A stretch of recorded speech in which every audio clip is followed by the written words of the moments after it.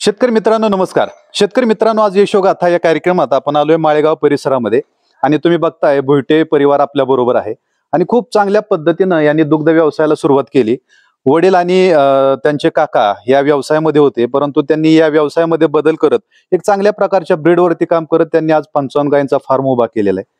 माळेगाव परिसर तसा सदन परिसर समजला जातो, पाण्याची मुबलकता आहे, परंतु एवढा असून सुद्धा करणं फार महत्वाचं आहे. तर आता तुम्ही बघताय त्यांचा हा फार्म आहे आणि खाली जर बघितलं तर आपण कधी कधी गाय कोब्यावरून घसरायची शक्यता असते, म्हणून त्यांनी दगडाचा वापर केलेला आहे. एक पद्धतशीरपणे दगड खाली टाकलेले आहेत आणि त्याला सिमेंटचं कॉन्क्रीट करून एक चांगल्या पद्धतीचा त्यांनी इथं कोबा बनवलेला आहे, म्हणजे की यातून गाय कुठंच घसरायचा काहीच विषय राहत नाही. आणि सगळ्यात महत्वाचं आता दुपारचं नियोजन त्यांचं चाललेलं आहे. तर हा खुराक तुम्हाला दिसतो, यामध्ये भुसा आहे, मिनरल मिक्सचर आहे, कॅल्शियम पावडर असेल, जे पशुखाद्य आहे तर हे पशुखाद्य यामध्ये दिलं जाते.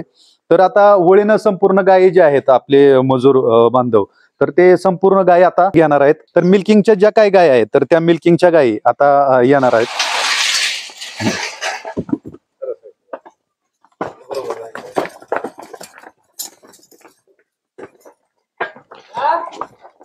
म्हणजे आता तुम्ही बघताय की प्रत्येक जी गाय आहे ती आपल्या आपल्या नंबरला जाऊन उभा राहते, म्हणजे की या मुख्या जनावरांना सुद्धा त्यांना त्यांचा नंबर कळतोय आणि आपापल्या जागे.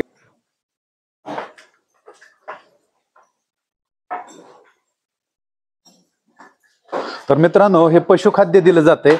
आता पशुखाद्य खात खात या गायींचं मिल्किंग केलं जाणार आहे आणि फक्त 2च मजूर बांधव आहेत आपल्याकडे हे सगळं नियोजन करण्यासाठी. त्यांचं आता काम दुपारी सुरू झालेलं आहे 4च्या नंतरचं. तर देशी गायचं पण संगोपन त्यांनी केलेलं आहे, म्हणजे आपण म्हणतो देशी गाय सांभाळली पाहिजे आपण, तर अशा पद्धतीनं त्यांच्या गोठ्यामध्ये देशी गाय पण आहे, तुम्ही बघू शकता.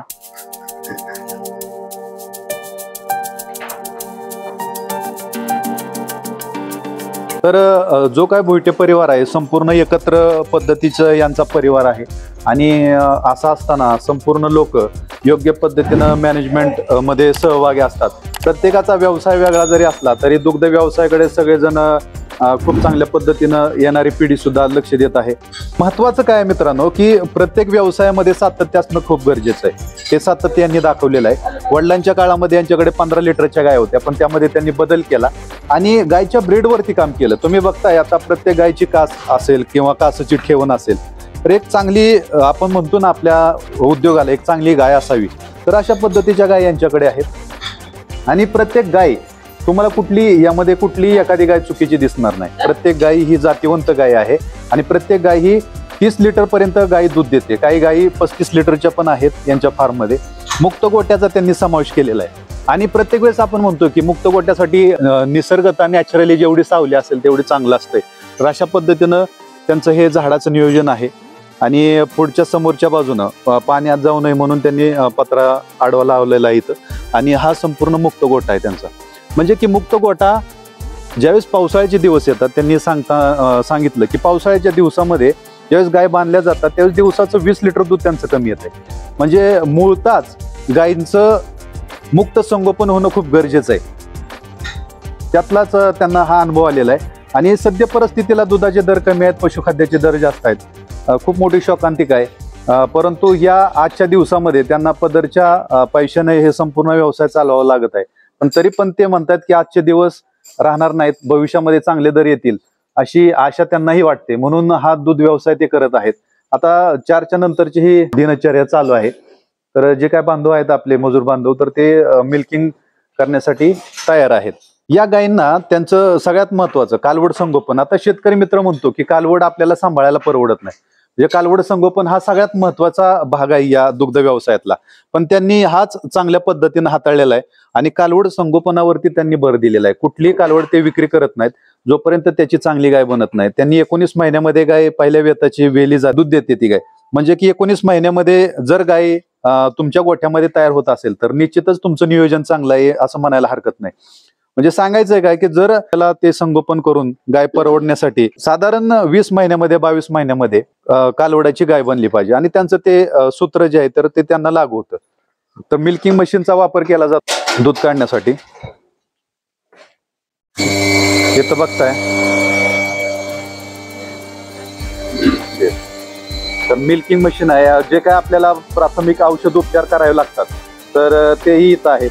आता दिवसाचं त्यांचं 300 लिटर दूध आहे, म्हणजे ज्यावेळेस हाय पिरियड असतो त्यावेळेस मध्ये त्यांचं 400-500 लिटर पर्यंत दूध जात असतं. मशीनच्या साहाय्यानं धार म्हणजे गायची धार काढली जाते.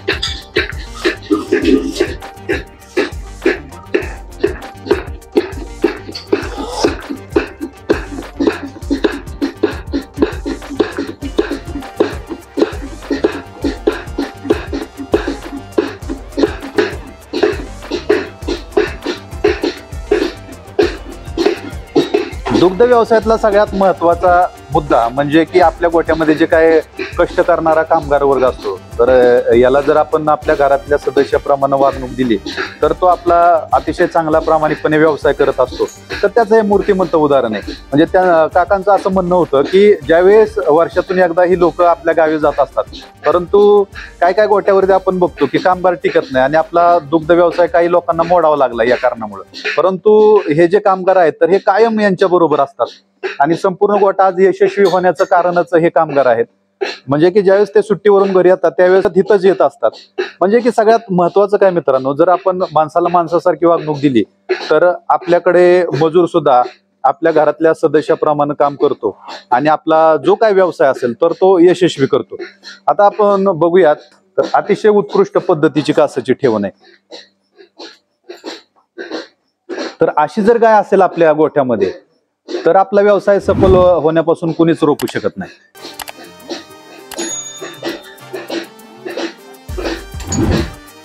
प्रत्येक गाय 30 लिटर 35 लिटर दुधाच्या कॅपॅसिटीची गाय आहे. मित्रांनो, जसं मी तुम्हाला सांगितलं तर ही गाय 35 लिटर दूध देणारी यांच्या गोठ्यामधली उत्कृष्ट गाय आहे. दुसऱ्या तिसऱ्या चौथ्या अशा व्यताच्या या गाय आहेत.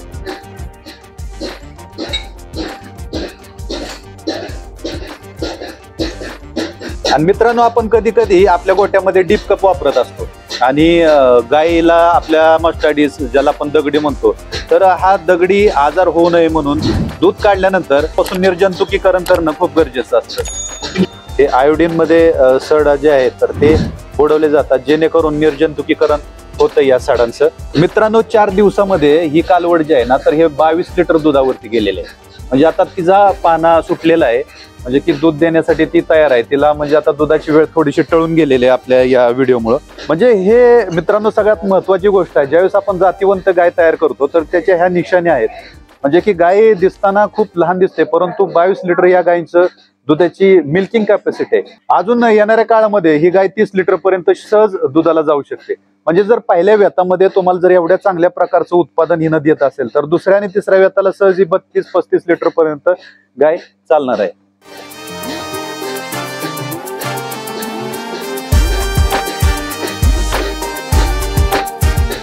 मित्रांनो, म्हणून आपल्याला आपल्या गोठ्यामध्ये जातीवंत गाय तयार करणं खूप गरजेचं आहे. म्हणजे की जास्त गाय सांभाळण्यापेक्षा एक मोठ्याच गाय आपल्या गोठ्यामध्ये असाव्यात, ज्या चांगल्या मिल्किंग कॅपॅसिटीच्या गाय असाव्यात. जातीवंत कालवड संगोपन याच्यावरती यांनी भर दिलेला आहे. तर बघता तुम्ही टॉप ब्रीडच्या कालवडी यांच्याकडे आता सध्या अवेलेबल आहेत.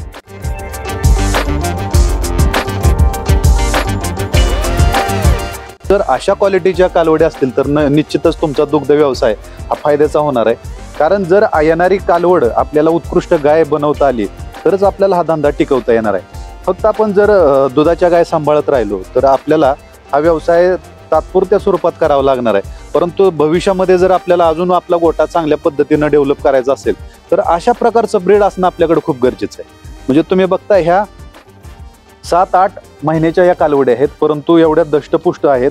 कारण यांची ग्रोथ लेवल पण खूप फास्ट असते. त्या मानाने याचं नियोजन पण होणं गरजेचं असतं. त्याचं पशुखाद्य असेल, त्याचा चारा असेल, तर हे जर प्रॉपर झालं आणि आपल्या गोठ्यामधला जो डॉक्टर आहे तर हा डॉक्टर जर चांगला असेल तर निश्चितच आपल्याला या व्यवसायामध्ये भरभराटी करून आपण घेऊ शकतो. मी आशा करतो मित्रांनो की ही दिलेली माहिती तुम्हाला नक्की आवडली असेल. निरोप द्या.